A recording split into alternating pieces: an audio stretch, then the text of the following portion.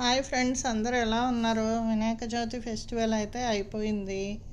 WhatsApp status వల్ల ఎన్ని problems వస్తున్నాయో తెలుసా ఫ్రెండ్స్? రీల్స్ చేసే వాళ్ళకి మీరు ఎప్పుడు ఇదే డ్రెస్ వేసుకుంటున్నారు అని అంటున్నారు.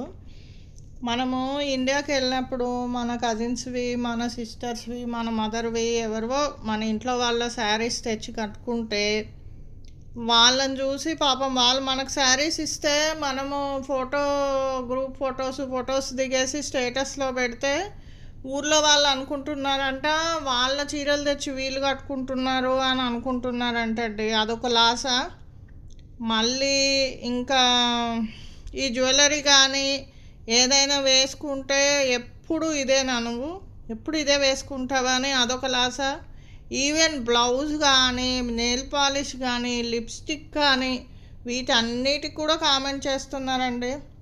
ప్రతిదీ జూమ్లో చూసి మరీ జనాలు కామెంట్ చేస్తున్నారండి. మీరు వాట్సాప్ స్టేటస్ ఎంత తగ్గిస్తే అంత మీకే మంచిదండి.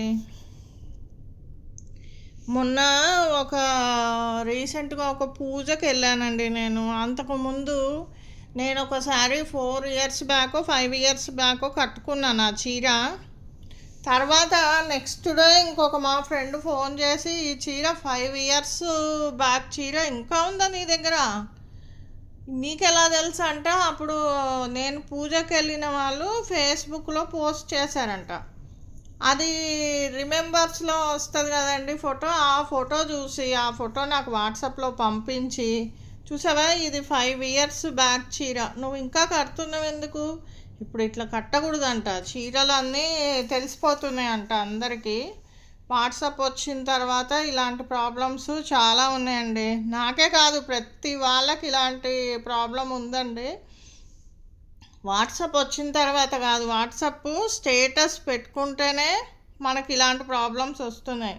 మీరు స్టేటస్ ఎంత తగ్గిస్తే మీకు అంత మంచిది.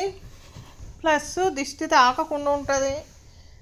అమ్మో వాళ్ళు ఇంత జ్యువెలరీ వేసుకున్నారు, ఎక్కడ కొన్నారు ఏంటి అన్ని జనాలు ఆరాలు తీయకుండా హ్యాపీగా ఉండొచ్చండి. అదండి, నేనైతే ఫేస్ చేశాను ప్రాబ్లము. మన యూట్యూబ్ ఫ్యామిలీ కానీ ఇన్స్టా ఫ్యామిలీ కానీ ఫేస్ చేయకూడదని నేను మీకు అందరికీ చెప్తున్నానండి. ఓకే ఫ్రెండ్స్, మరి